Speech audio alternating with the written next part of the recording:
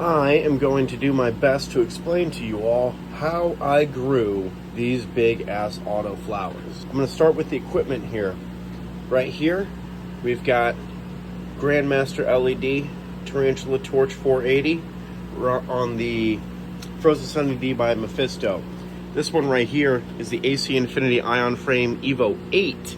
And this was growing both the Sony Tiwawabas, so this one and the other one that I had already harvested. So 480 watts, 720 watts. I've been running these plants, my autos, on 22 hours of light and 2 hours of darkness. And I have been keeping it at a level of about 18 to 24 inches above the canopy. And I haven't been measuring PPFD, I've been running off DLI.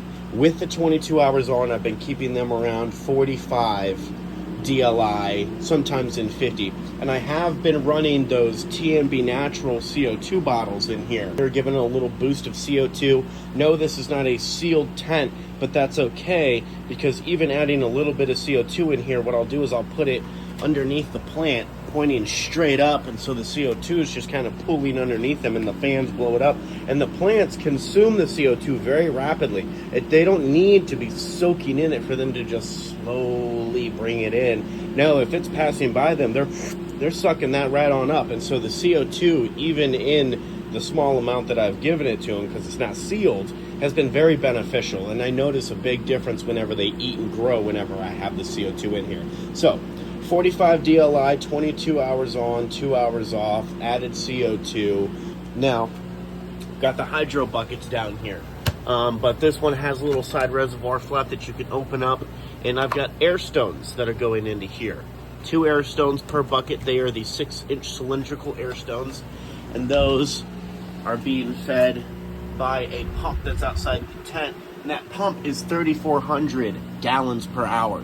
It is a massive pump, because the more air you can give these plants, the bigger they're going to get. I made my own scrog nets right here. Luckily, I was able to attach them into the lids themselves, run the netting, and that as they grew up into them, I would tuck them out as far as they could go before they started stretching really far upwards. We've got the fans, plenty of fans going all over here. 1, 2, 3. Used to have a fourth, that one died. Also 1, 2. Used to have another one, that one died. Had some fan casualties this round. We've got the dehumidifier, which is always draining outside my tent and into my sump pump outside the tent. We've got the portable AC right here, keeping the temperature all good.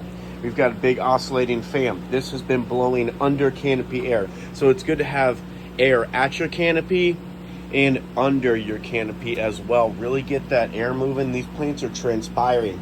This one's been drinking 3 gallons a day. This one has been drinking 2 gallons a day. That's 5 gallons of water every day going into the air. I can't have microclimates. I need to be pushing that air around, otherwise I will get moisture buildup very quickly. So that thing has been doing a lot of work, this grow. That is my air intake. So that is blowing air into the tent. I keep it at a pretty low setting, so that way it's not pulling so much air into here that my exhaust can't keep up. If I keep it low coming in, then these are really my environmental controls. This one just picks up the slack every now and then if the humidity spikes too much. So this one is my carbon filter that exhausts out of my tent and outside. So now we'll get into some nutrition. What I've been doing is I have an RO water right here. I use reverse osmosis water. I will start by adding silica. I've been using the General Hydroponics Armor SI. I mix that in and wait 5 minutes. And then during the vegetative phase, I have been using the General Hydroponics Cali Magic, because that's a nitrogen-based CalMag. So it's fine to use in veg. But once the flip to flower, once they stop stretching and they're just building flowers, then I switch to rooted leaf CalMag fuel, because it's a carbon-based CalMag and the plants perform a lot better under it. Then we've been using the base General Hydroponics Flora Trio with the Micro Grow Bloom right here. I even have some liquid cool bloom right here that I sometimes add during flower if I feel the need to. So that's my base nutrients. Then I add Mr. Fulvic. This stuff is awesome. Carbon, fulvic acid, amino acids, great stuff. So that goes in after I've added my base nutrients. Then this will go in. So I've been using Photosynthesis Plus, which is fantastic. Smells terrible though. At the beginning of their lives, I was using Root Anchor. I would also add in HydroGuard, SLF 100, and then for two of the plants, so that big one in there did not get kelp, but the Frozen Sunny D and the other plant that I already harvested were also getting Kelp Edge by Pacific Kelp Company. Shout out them. Thank you for the product. So that is the nutrition. So whenever I add Armor SI first, put it in, wait 5 minutes.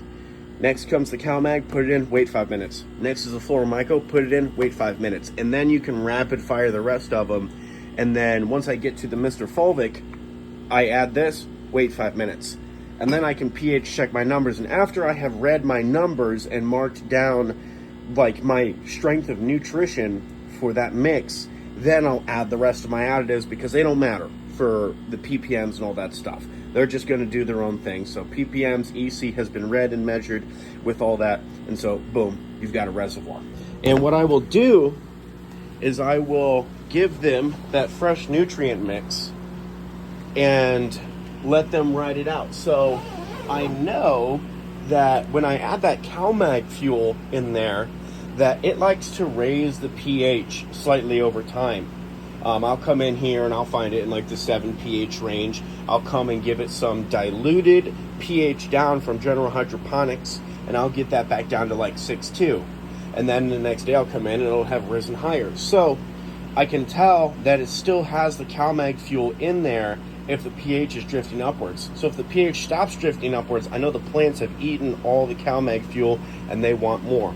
And so I'll really let the pH tell me when I'm doing my next reservoir change. So I'll give them the fresh nutrients and I'll just be topping them off with water until I think it's time for another full nutrient blend. So whenever I top them off with water, I've been doing reverse osmosis water with that Mr. Fulvic in there, you know, to allow what remaining nutrients are still in the bucket to be chelated and taken up easily.